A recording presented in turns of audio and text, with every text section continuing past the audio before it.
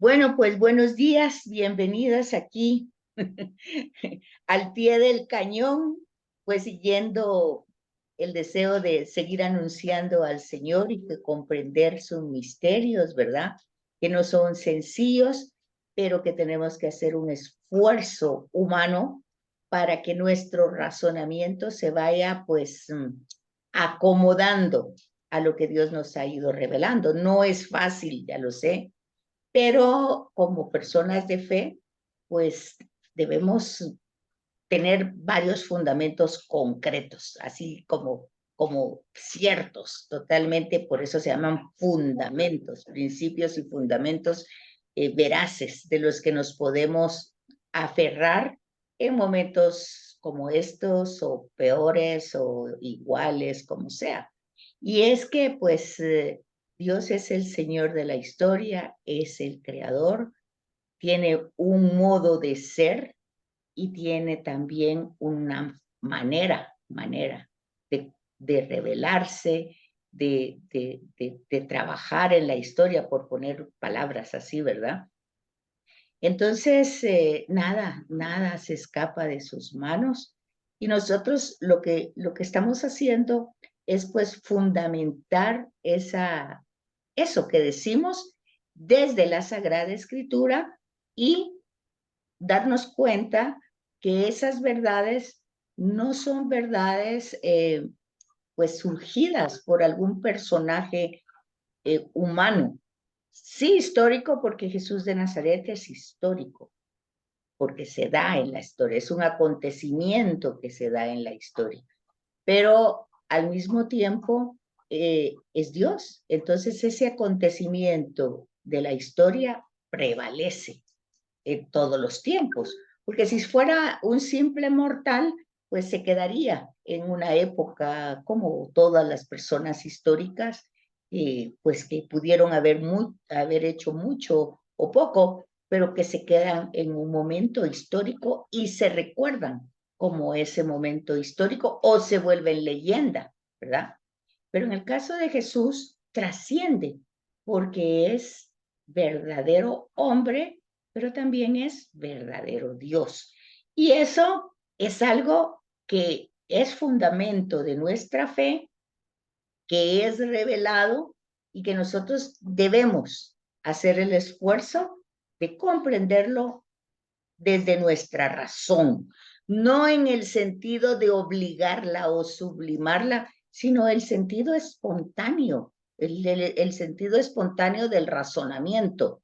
Por ejemplo, si a uno le presentan un huevo, pues es un huevo. No hay tanto que reflexionar, es un razonamiento lógico, inmediato, instantáneo, sin tanto esfuerzo. Pues el tema de la Trinidad es similar. O sea, el hecho que si Jesús nos revela, se revela él mismo como enviado del Padre, bueno, ahí hay una revelación ya fundamentada en los labios de Jesús, recibida por los apóstoles y transmitida a todas las comunidades. El primer paso, ¿verdad? Jesús así se revela en el Evangelio de Juan, enviado.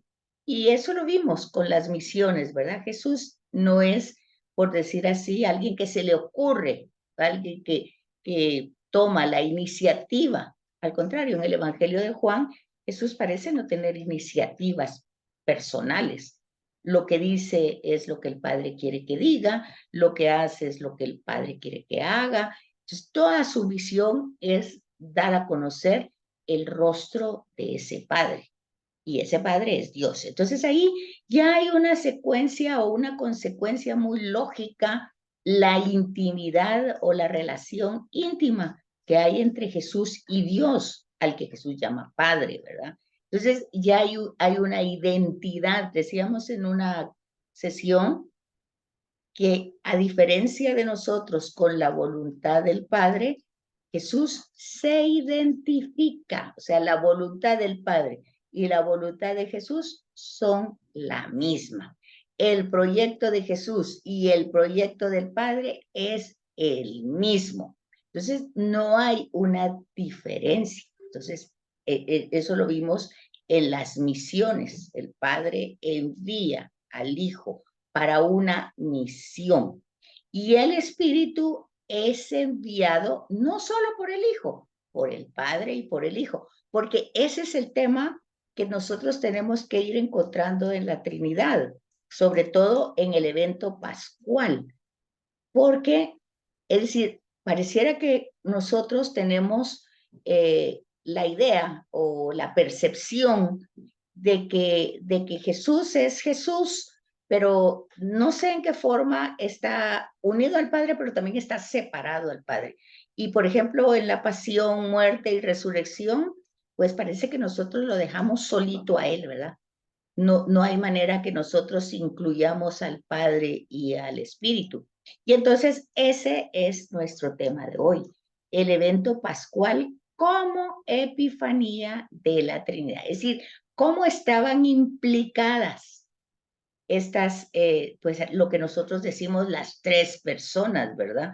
Pero realmente yo creo que conforme vamos avanzando en el manual, nos vamos dando cuenta que la unicidad, pues único, es una acción única, que lo hemos dicho en otros momentos, que es como desdoblada o desplegada por el amor. Ese es un acto de amor que se despliega, es un acto de amor de Dios que se despliega, se desarrolla, no sé cuántas palabras pueden haber, pero es el mismo y uniquísimo Dios, que pues decir así, pues para tal vez otra forma de entender, como que tuviera múltiple de personalidades, como en la psicología pasa así, ¿verdad? Que hay personas que tienen una y dos o tres personalidades, pero es la misma persona. Bueno, pues tal vez de repente una manera de comprender, pero es el mismo todopoderoso de la creación, es el mismo que está padeciendo, que está sufriendo y que está muriendo en la cruz. Y luego es el mismo que está resucitando. Ahora, lo que ustedes tienen que fijarse, porque realmente creo que es la complejidad del tema, es el lenguaje.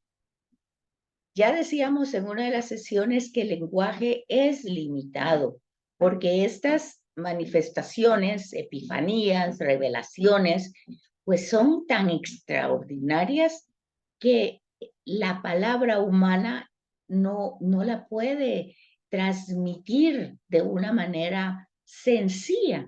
Y por eso hace uso de metáforas o de poemas o de himnos, de muchas maneras para que esta realidad divina tenga algún acceso en nuestra vida cotidiana, porque de eso se trata. No se trata de creer en la idea o creer en la doctrina o creer en la enseñanza, pero luego cuando lo queremos encarnar en nuestra historia, pues es que no se puede. Y lo primero que decimos es, ay, bueno, es que como Jesús era Dios, entonces ya ahí le quitamos totalmente, le mutilamos la humanidad. O cuando decimos, por ejemplo, ah, bueno, es que María, así fue ella elegida y es única y esto. Sí, no, porque hay que matizar eso, porque si no, mutilamos la parte humana. Y entonces, ¿dónde puede ser ni Jesús, ni María, ni San José, ni ningún santo va a poder ser pues un modelo a seguir? Porque ya nuestra mente lo tiene ubicado como alguien que recibió un privilegio que no tenemos nosotros. Yo creo que ese es un gran impedimento para tener acceso al evento pascual como epifanía, como manifestación de la Trinidad. ¿Qué me dicen ustedes? ¿Piensan que estoy muy equivocada? ¿Cuáles son sus comentarios sobre esta introducción a este tema del evento pascual como epifanía de la Trinidad? ¿Qué piensan? ¿Andan por ahí o no andan? Sí, aquí estamos. ¿Y qué piensas, Chochi? ¿Qué piensas? ¿Tenemos ese limitante Aquí estoy. como tener muy parcializado a cada una de las personas de la Trinidad?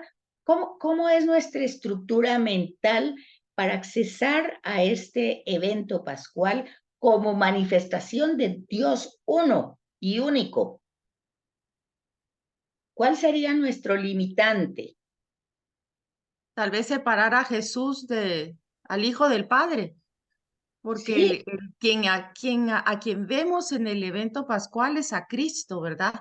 Pero realmente Él nos está manifestando el amor del Padre también, que es el mismo amor. Uh-huh. Y aparte de eso, nos está dando su espíritu. O sea, hay un proceso en el evento pascual del amor del Padre en el Hijo que lo está viviendo, que está encarnando ese amor y que al mismo tiempo nos está dando su espíritu, o sea, la gracia para que nosotros lo vivamos. Porque eso se ve claramente en el Evangelio de San Juan. ¿Saben ustedes que en el Evangelio de San Juan no hay un proceso como lo hay en el Evangelio de Lucas?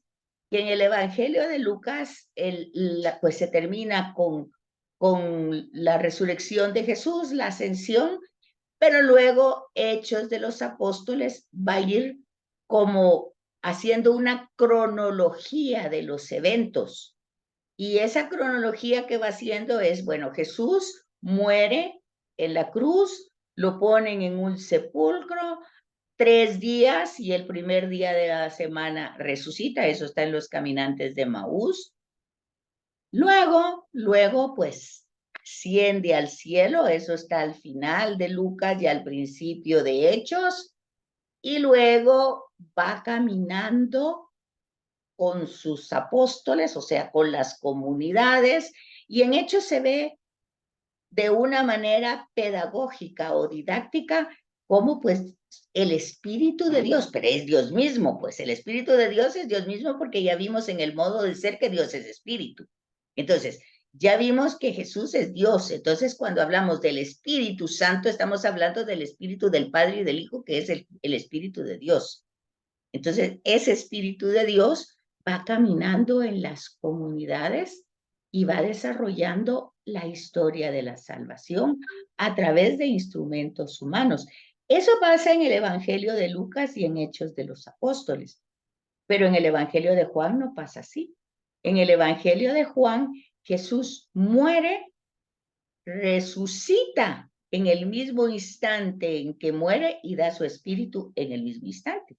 O sea, todo el evento pascual se ubica en la crucifixión. Y por lo tanto eso es la gloria de Dios, porque ahí se manifiesta la gloria de Dios. Pero fíjense que si nosotros no captamos esas diferencias, nos quedamos con el proceso litúrgico, que la iglesia lo celebra litúrgicamente, pero en etapas, ¿verdad? O sea, nosotros preparamos la cuaresma, o sea, preparamos 40 días de la Pascua antes, ¿verdad? O sea, la preparación de la Pascua, del trido pascual. Después tenemos, igual que Lucas, o sea, la iglesia lo hace como Lucas lo presenta cronológicamente. Después Pentecostés, los 50 días, la venida del Espíritu Santo. Bueno, todo eso es, es pedagógicamente, pero el Evangelio de Juan, todo sucede el Viernes Santo, todo, todo. Entonces, es importante, luego las apariciones solo son el testimonio de lo que ya sucedió. Jesús no se quedó ahí, no está ahí, pero no hay, y vean ustedes, por ejemplo, cuando Pedro y Juan van corriendo al sepulcro, la frase aquella, el joven Juan vio, no entró, pero vio y creyó.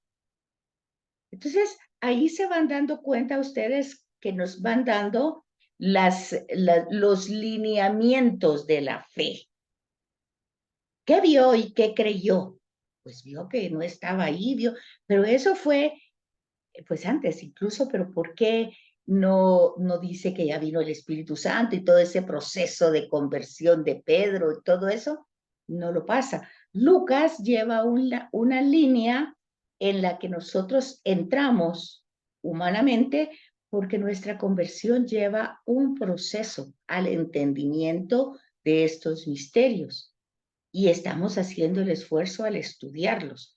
Pero antes de entrar a este tema tan importante, debemos fijarnos cuáles son pues los bloqueos, como utilizando la palabra actual, los, los bloqueos que tenemos en nuestra mente, que ya están ahí establecidos no por 11 días, sino eternamente ya los tenemos así aprendidos, que no nos permiten ver el amor de Dios en este evento pascual. Entonces, antes de esto, porque vean ustedes lo que dice la diapositiva, que el evento pascual es la centralidad del evento pascual es el culmen y la parte más consistente, no solo en los sinópticos, sino en el Pablo y en Juan, para subrayar el carácter revelador. O sea, ¿qué es lo que está revelando o manifestando o dándonos a conocer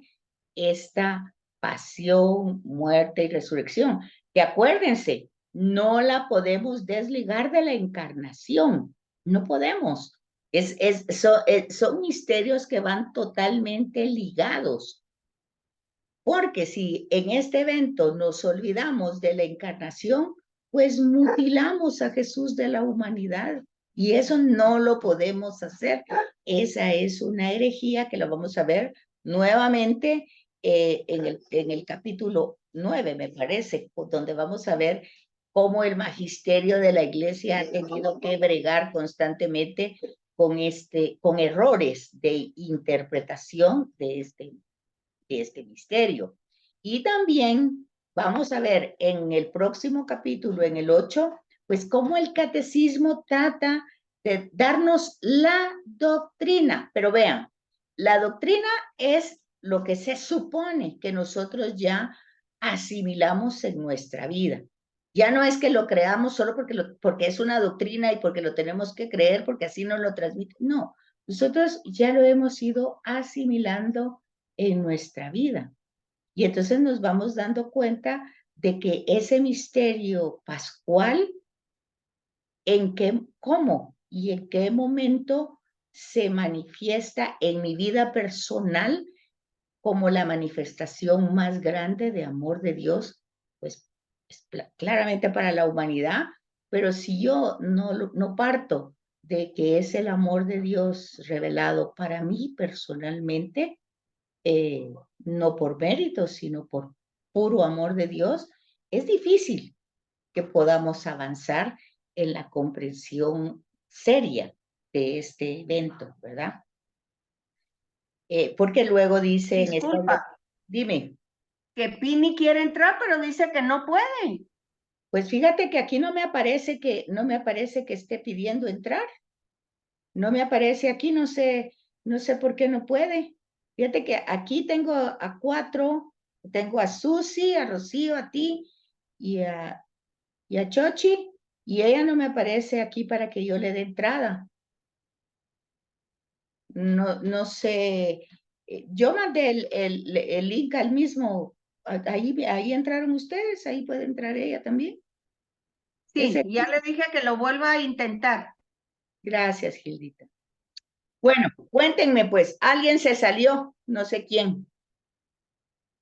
Creo que fue... Mira, entonces, como nosotros así lo hemos comprendido, así lo hemos estudiado en el credo, murió, resucitó, al tercer día resucitó, entonces, pues eso es como un poco extraño, pero qué bien que ahora lo que no comprendí es que también el Espíritu Santo bajó en ese mismo momento.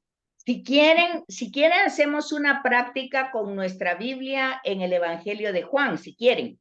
Perfecto. Hacemos un paréntesis para que nosotros veamos cómo lo desarrolla Juan, porque acuérdense que Juan no va a presentar el evento pascual como algo trágico. Acuérdense que en el evento pascual de Juan no hay oración en el huerto, o sea, Jesús no está sufriendo como en los sinópticos. En el Evangelio de Juan no hay última cena. Jesús no se está despidiendo. En el Evangelio de Juan no hay, bueno, ya saben ustedes que no hay parábolas, no hay exorcismos, no hay milagros, hay solo 7 signos, que es la plenitud. Acuérdense ustedes que el 7 representa la plenitud. Entonces luego entramos en el proceso de la pasión de Jesús con los juicios. Y nosotros, si nos fijamos en ese relato de Juan, que siempre se lee el Viernes Santo, y fíjense por qué se lee el Viernes Santo, porque ahí no se está viendo como una tragedia, ahí se está viendo la glorificación, porque Jesús tiene el control de toda la situación. No sé si se han fijado ustedes, pero por eso se lee el Jueves Santo la pasión y muerte de Jesús desde el Evangelio de Juan, siempre, toda la vida, el Jueves Santo. El Domingo de Ramos se lee la pasión desde el sinóptico que se esté pues desarrollando en ese año, ¿verdad? Si es Mateo, si es Marcos, el Domingo de Ramos. Pero el Viernes Santo siempre se lee el Evangelio de Juan. Porque en el Evangelio de Juan Jesús tiene el control de todo. Incluso cuando Pilato lo presenta al pueblo, lo presenta como ese hombre, como el hombre ejemplo, modelo. Bueno, hay toda una teología o una reflexión en relación a la presentación que Pilato hace de Jesús. Y aunque todo pareciera una parodia, pero Jesús lo están entronizando. Jesús le están poniendo el manto, le están poniendo el cetro, le están poniendo la corona, o sea, aunque todo sea una parodia en el texto, pero la cruz es el trono de Jesús. Ahí va a ser entronizado. ¿Por qué? Porque en ese momento Jesús regresa al Padre y es glorificado, lo que ha dicho él en el discurso. Glorifícame como yo te he glorificado, es el momento de la gloria.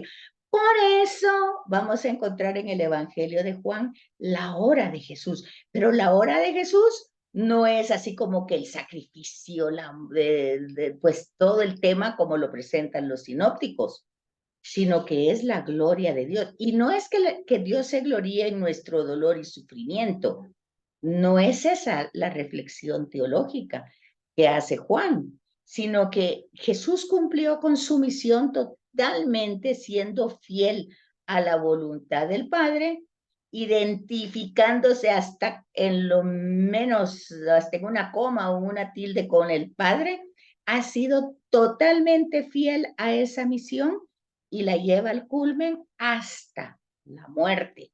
Y entonces lo que les decía del lenguaje es que no lo encontramos en Juan, es por eso que dice Dios lo resucitó, eso lo dice Hechos.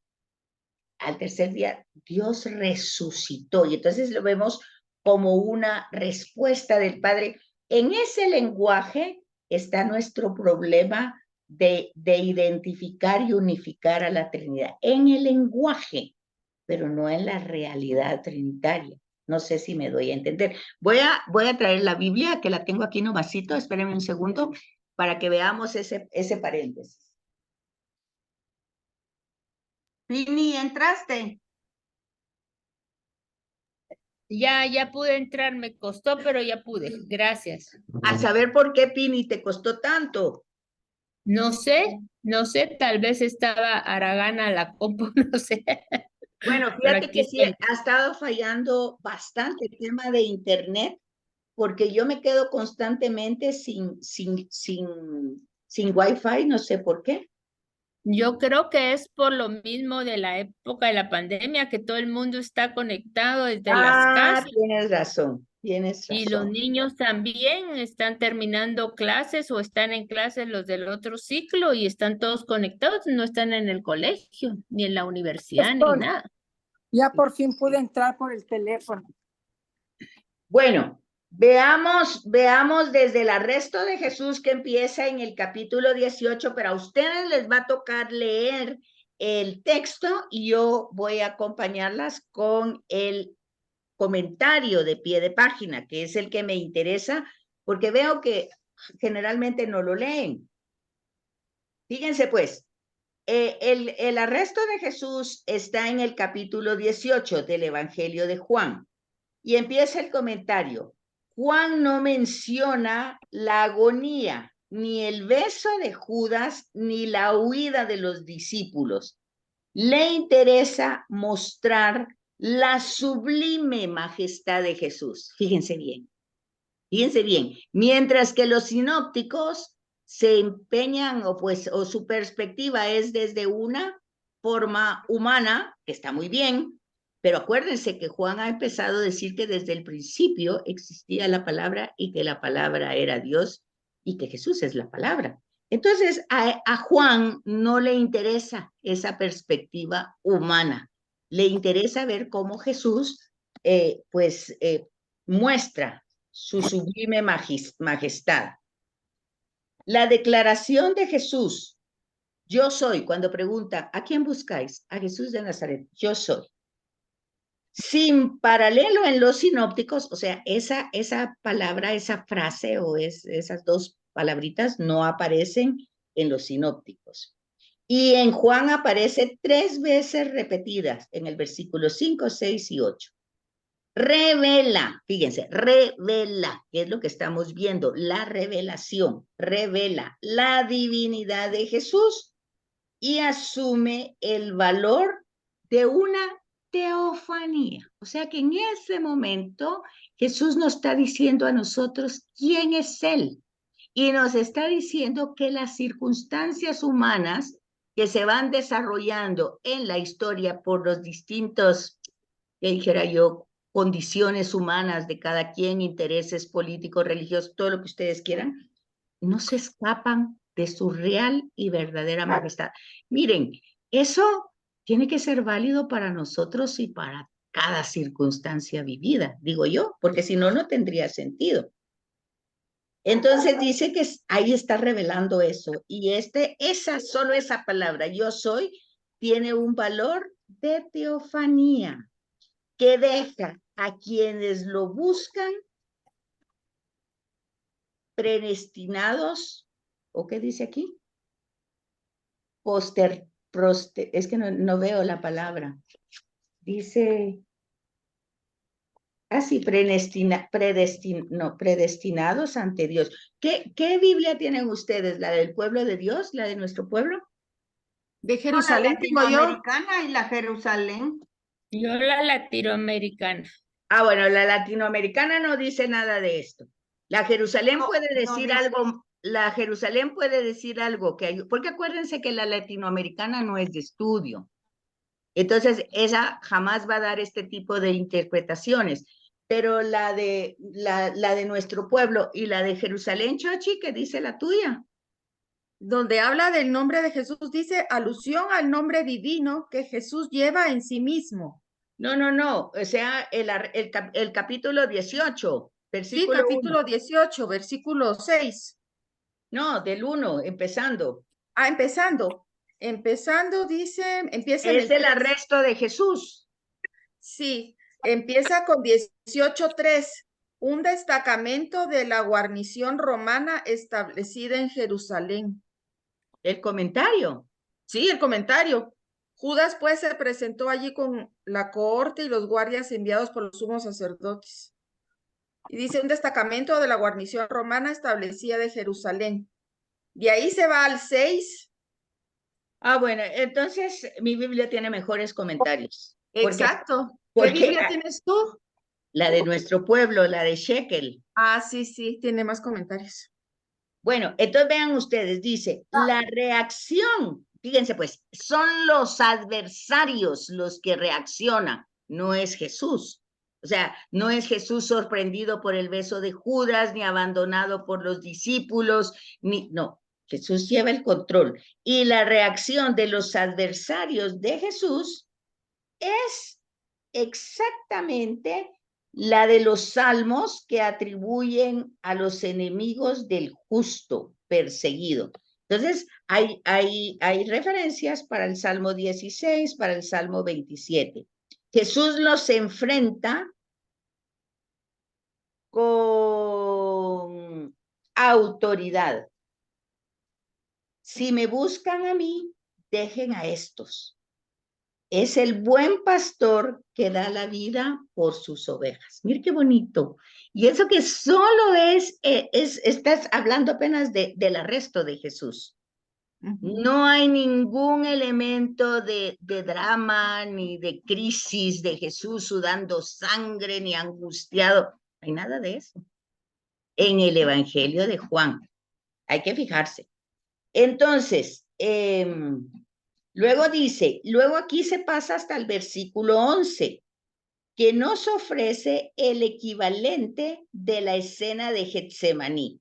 Entonces, el versículo 11 dice, Jesús dijo a Pedro, envaina la espada. ¿Acaso no beberé la copa que me ha ofrecido mi Padre? Sí, pero fíjense que es un equivalente a los sinópticos, pero desde otra perspectiva. Jesús no está angustiado ni agobiado, sino que le está diciendo a Pedro que no sea violento, que no pelee, que él no le están quitando nada, él lo está dando. ¿Acaso no beberé la copa que me ha ofrecido mi Padre? Que me ha ofrecido mi Padre. O sea, no es algo impuesto, es una propuesta del Padre en su voluntad de salvar a la humanidad, pues va a llegar al culmen por este acto de donación de la vida. Pero entonces ahí también tenemos un elemento muy claro. Dios no da cosas, Dios se da a sí mismo en la creación, se da en sí mismo en la redención, y se da en sí mismo en la santificación. Dios se da. Cuando nosotros en el Padre Nuestro, que siempre tenemos que recordar que es la oración de Jesús, no es la nuestra. Nosotros la repetimos, pero Jesús la está diciendo con todo el sentido de quién es Él y quién es el Padre. Entonces nosotros no tenemos que perder esa perspectiva, que el Padre Nuestro es los sentimientos y la convicción de Jesús. Y que nosotros tendríamos que fijarnos más bien en eso, que en la repetición automática de las palabras. Porque cuando nosotros decimos, danos el pan de cada día, si nosotros entramos en todo el Antiguo Testamento, vamos a ver que Dios no da el pan. Dios se da aún en el Nuevo Testamento como pan. O sea, Dios no solo da el pan, Dios se da como pan, Dios se da como techo, Dios se da como libertad, Dios se da como vestido. Eso, fíjense ustedes en el hijo pródigo, ¿verdad? Dios se da como dignidad humana, Dios se da, Dios se da. Dios no da cosas, Dios no da el pan aparte de darse a Él. Dios no da la libertad sin darse a Él, Dios se da. Eso ya lo habíamos visto. Y aquí está puesto también. Entonces dice que Jesús no pide que Dios lo aleje de esta copa de amarga, como lo hacen los sinópticos, ¿se fijan? Él acepta la pasión como un don, como un regalo del Padre, concedido por el Padre. El Evangelio nos invita a entrar con Jesús en la pasión voluntaria del Hijo de Dios. Bueno, este es otro lenguaje. Cuando ya decimos Hijo de Dios, obviamente estamos haciendo una separación, ¿verdad? Pero eso hay que entenderlo como una manera de explicar el amor, pues que se desenvuelve, que se desarrolla o se desenrolla para llegar hasta nosotros. Luego vean ustedes del versículo 15 al 27, cuando Jesús está ante Anás y Pedro lo niega. Dice, este episodio no constituye un verdadero proceso de sentencia, puesto que el sumo sacerdote con el gran consejo ya habían decretado la muerte de Jesús. Si Juan lo narra, se debe a la importancia de las declaraciones que hace Jesús. El interrogatorio está deliberadamente encuadrado dentro de la negación de Pedro, que está en el versículo 17, en el 25 y en el 27. Cosa que no hacen los sinópticos. No se trata de un descuido del evangelista. Su finalidad es presentar el profundo contraste entre la traición y el testimonio. O sea, Jesús está dando testimonio de quién es Él y quién es Dios para el pueblo, mientras que Pedro está dando testimonio del miedo que es el que rige su vida, el que es su caballito de batalla, aunque nosotros vamos a ver a Pedro en los sinópticos muy aguerrido, muy al final. Y saben, aquí hay una gran revelación para nosotros, ¿verdad? Porque resulta que nosotros muchas veces decimos, no, yo no tengo miedo, porque podemos ser muy aguerridos en algunas cosas, incluso temerarios. Pero, como dice el dicho, hay un talón de Aquiles, que muchas veces es un miedo que a veces ni siquiera lo conocemos y que va dirigiendo nuestra historia, a pesar que digamos que es el resucitado. Por eso el resucitado, conociendo esa esencia, van a encontrar en el Evangelio de Juan que dice, no teman, no teman, soy yo. Entonces tenemos que ir como uniendo esas ideas y darse cuenta, pues, cuál es la teología o qué es lo que nos intenta dar. Dice, el discípulo Pedro, uno de los que estaba con Jesús, niega cobardemente a su maestro. Jesús, en cambio, verdadero mártir de la fe, fíjense, verdadero testigo, porque mártir es eso, es un testigo, es alguien que da testimonio hasta la última consecuencia. Y en Jesús vamos viendo que no ha tenido ningún otro interés, ni político, ni llegar a los altares, ni nada así. Es un testimonio del Padre. Entonces, por eso dice, verdadero mártir de la fe, confiesa delante del sumo sacerdote su identidad. Sí, van entendiendo que el Evangelio de Juan es el que realmente nos va a ubicar en este evento pascual de la Trinidad. ¿Sí van captando? ¿Sí seguimos ahí o seguimos con el manual? Terminemos la idea, vemos al Betsy. manual y nosotros pues vamos a leer el Evangelio de Juan desde el capítulo 18 Pero, y leer sobre... te fijas, Gildita, que no todo el mundo tiene los comentarios de la Biblia. Depende Sí, de la no, Biblia que tengan. sí. ¿Se fijan? Yo estaba pensando a ver si tenía yo, porque el padre Hugo Estrada también creo que tiene el Evangelio de Juan, pero no lo tengo. Sí, es que por eso es importante cuando nosotros tenemos una Biblia, tener una Biblia de estudio. Y una Pero Biblia la Jerusalén no tiene, yo tengo no, la Jerusalén también. y la Jerusalén no dice nada de eso. Todo lo que estás diciendo, no, fíjate, Qué extraño. es más corto. Exacto. Bueno, pues no lo sé, si quieren les saco foto o puedo hacer algo, no sé, escribírselos en un PDF, porque es muy enriquecedor, pues estos comentarios que hace Alfonso Shekel, que es un biblista, ¿verdad? Que ya murió, claro, pero que es muy rico. ¿Saben? Eso está también en los comentarios de la Biblia Jerusalén. Eso tal vez lo pueden encontrar ustedes en los comentarios de Jerusalén. No en la Biblia, sino en los comentarios, en los comentarios grandes escritos por Shekel. Hay comentarios que ustedes pueden de Pero repente ¿y si no tenés la Biblia y no tenés los comentarios, qué haces? buscarlo en Google. A veces ¿Me comentario de la pasión de Jesús o comentario del capítulo 8 del Evangelio de Juan, del comentario San Jerónimo, porque esos son los de Shekel. Comentario San Jerónimo, y entonces ahí está un poco, tal vez no está como esto, pero ahí están. O sea ¿Me que ustedes escucha? ¿qué ¿Me manda? escucha? Betsaida, ¿me escuchas? Sí, sí, Susi. Ya pude entrar por el teléfono porque fíjate que no sirve mi ratón, entonces no puedo abrir la computadora. Pero dime, en la de Shekel, San Juan, ¿qué capítulo?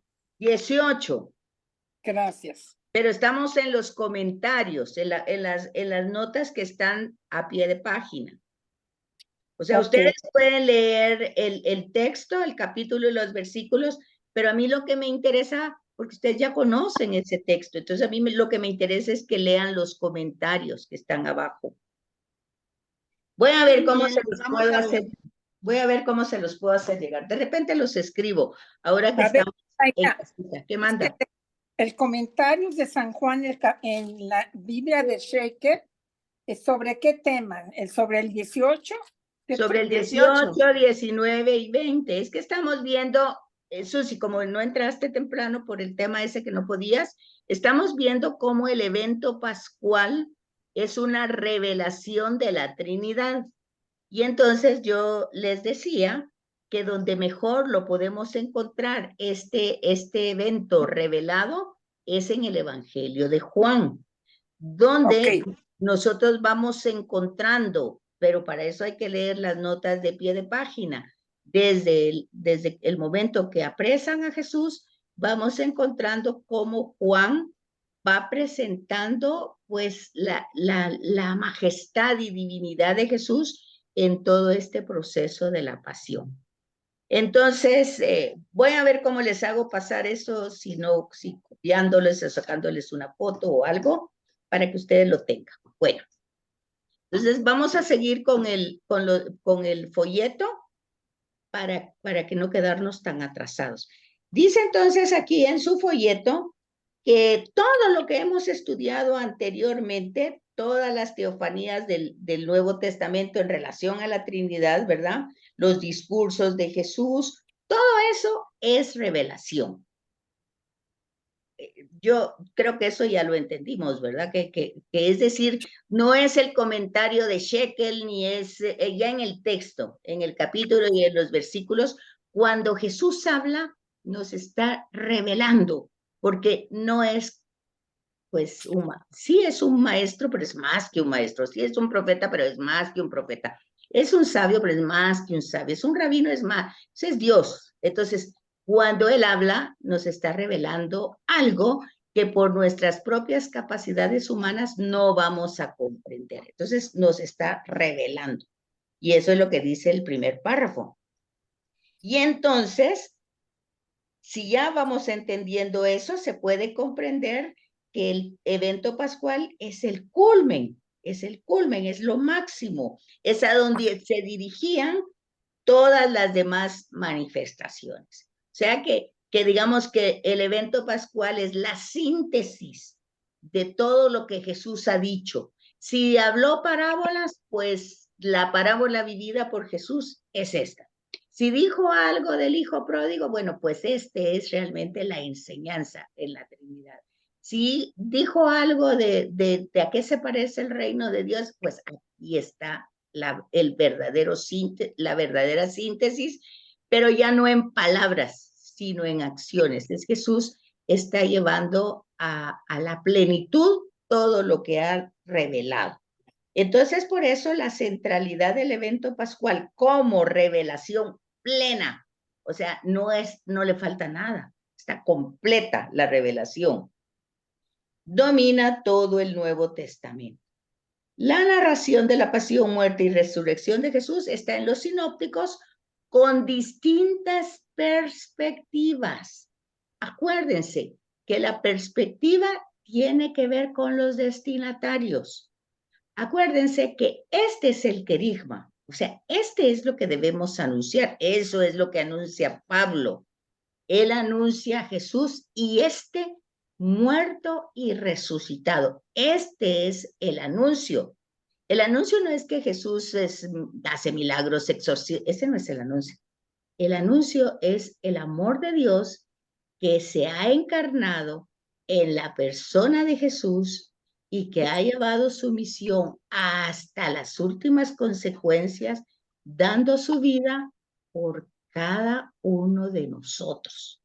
Y ahí se incluye Pablo y dice, inclusive por mí, que soy como un aborto. Entonces, por eso, ¿en qué me he de glorificar? En Jesucristo. Y muerto y resucitado. Entonces vean la síntesis, pues, que en qué sentido es la clave, en qué sentido es la plenitud, ¿verdad? Y en qué sentido está presentado en en los tres sinópticos y en el Evangelio de Juan, e incluso en las cartas de Pablo. Para Pablo, Cristo resucitado y sentado, claro, es un lenguaje, ¿verdad? No podemos pensar que esté sentado ahí eternamente, ¿verdad? Es un lenguaje. El lenguaje no nos tiene que distraer del mensaje. Es decir, Jesús está en el Padre. Hebreos lo va a decir de otra manera. Jesús entra en el Padre para interceder perpetuamente por nosotros. Entonces, son formas de hablar que nosotros las debemos entender. Entonces, por ejemplo, aquí, cuando Pablo lo pone sentado a la derecha del Padre y que nosotros lo repetimos en el credo, pues es que nosotros también tenemos que ir como captando, que no es que esté sentado, pues que no que esté ahí nada más, sino que está en la realidad del Padre. Y entonces Pablo va a ir como contando su experiencia. Fíjense, así es como tenemos que partir nosotros con la Trinidad. Ustedes saben que Pablo era pues una persona que sabía mucho, había estudiado mucho como fariseo, como judío, conocía mucho toda la civilización romana, griega, pero no fue eso lo que le dio la conciencia del cristianismo, sino que realmente fue su propia experiencia de vida, ¿verdad? Y él se da cuenta cómo en el camino de Damasco él experimenta al resucitado, al quien perseguía, porque oía o perseguía a las comunidades, pero ahora lo experimenta en una forma personal. Dese en cuenta que todos los sinópticos, todo el tema de milagros, exorcismos, es una experiencia personal de cada personaje. El ciego, el paralítico, la samaritana, pues lo que nos está narrando es una experiencia que esa persona tuvo con Jesús. Ahí es donde nosotros tenemos que ubicarnos en los personajes y ver las experiencias que nosotros tenemos en nuestra vida cotidiana de Jesús, como alguien que acompaña nuestra existencia. Pablo lo hace justamente desde su experiencia de Damasco. Entonces, ahí ha recibido la visita del resucitado. Y unidos al resucitado por efusión del Espíritu Santo en nuestros corazones, dice Pablo en la carta a los Romanos, somos criaturas nuevas en Cristo y hemos experimentado, oiga, eso no es una idea, lo hemos vivido en experiencia humana, hemos experimentado la misericordia del Padre. Para eso tenemos que retroceder un poco lo que habíamos estudiado anteriormente. Somos creación, somos criaturas. Él es Dios, nuestro creador. Hay una dependencia absoluta. Entonces, cuando nosotros afirmamos eso en el culto, en el credo, pues eso tiene unas consecuencias reales en nuestra vida. No son ficticias. Si Él es nuestro creador y nosotros somos sus criaturas, pues hay una dependencia cierta, verdadera, no impuesta. Yo lo entiendo y entonces la consecuencia lógica es que le dé el lugar que le corresponde en toda forma, en todo modo y en toda manera de ser. No solo cuando me conviene o no me conviene. Dios es Dios y yo soy su criatura. Y Él no abandona a ninguna criatura porque no las creó para abandonarlas. Y hay muchas palabras de Jesús que cultivan esta fe. Nos conoce hasta los números de cabellos que tenemos, las hojas de los árboles no se caen sin que Él lo sepa. Entonces no puede ser que las circunstancias, incluso estos bloqueos o la guerra de Israel o la guerra de Ucrania o todas las guerras del mundo se salgan de sus manos. Ahí nosotros nos damos cuenta a dónde conduce el pecado y la separación. No solo de Putin o de no sé quién, el nuestro propio, porque todo va. Ahí tenemos que ubicarnos con Isaías que dice, cuando ve realmente la gloria del Creador y se ve a sí mismo, dice, pobre de mí, soy un hombre de labios pecadores en medio de un pueblo pecador. O sea, nadie está fuera del pecado, todos estamos adentro de eso y todos vamos pues desarrollando. Ahí sí que cuando ponemos nuestro granito de arena de pecado, pues ya ven ustedes lo que pasa. Para Juan, quien subraya la pasión del Señor, la cruz de Cristo es precisamente lo que muestra la gloria, la soberanía de Dios sobre el mundo. Ahí es donde nosotros afirmamos que venció el pecado, que venció la muerte, que venció. Y ustedes podrán decir, bueno, pero ¿cómo que venció si todavía está esto por todos lados? Bueno, porque eso no es magia, eso lo tenemos que asumir. Y por eso tenemos que conocer el Evangelio e ir asumiendo cada palabra que Jesús revela como algo personal. Entonces, aquí nosotros afirmamos en la cruz la victoria del amor del Padre y del Hijo sobre el pecado, sobre la muerte, que irrumpe de un modo totalmente inesperado. Entonces, nosotros aquí es donde verdaderamente tenemos que centrarnos con seriedad y darnos cuenta si de verdad creemos en lo que ahí se revela.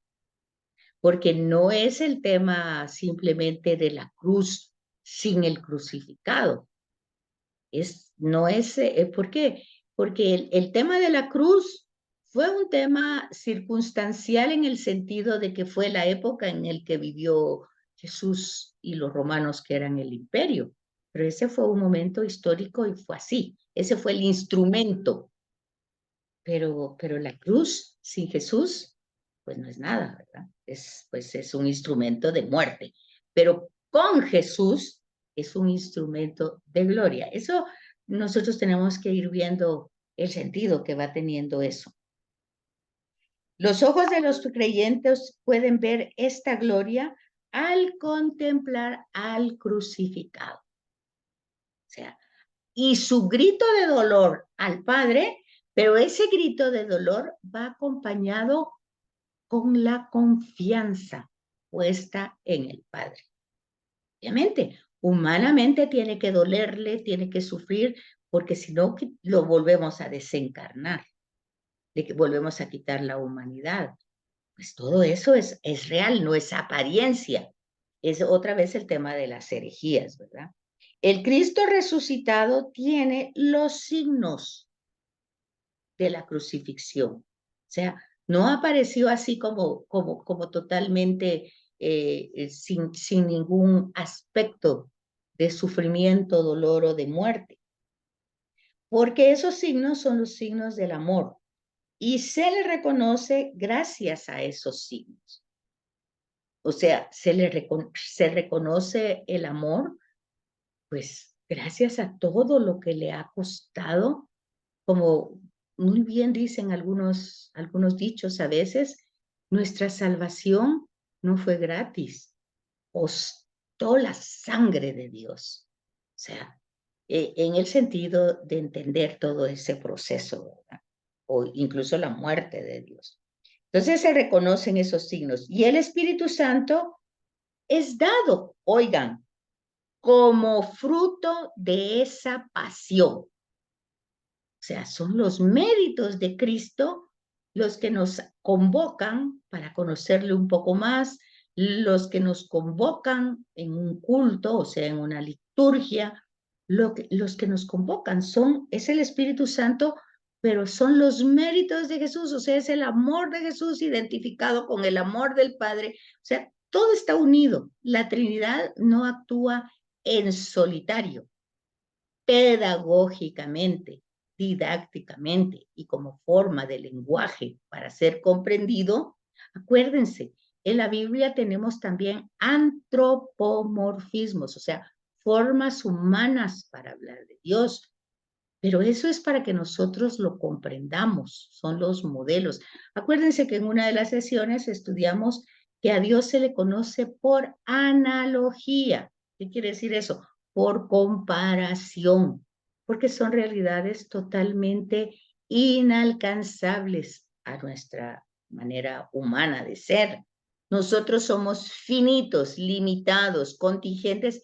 Imposible comprender eternidad, infinito, espiritual.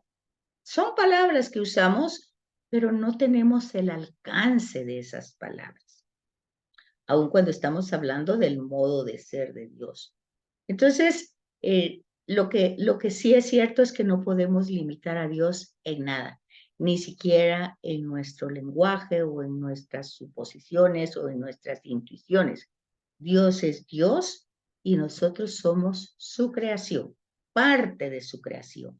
Y en esa creación Dios ha dejado su huella, o sea, se ha plasmado Él. Y en el ser humano más que en nadie. ¿Por qué?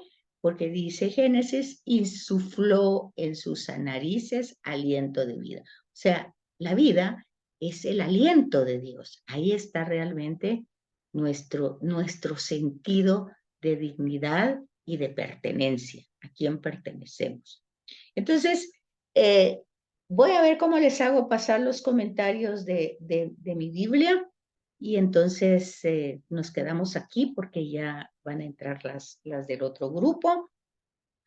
Que tengan un buen fin de semana en la medida de lo posible y que estén bien.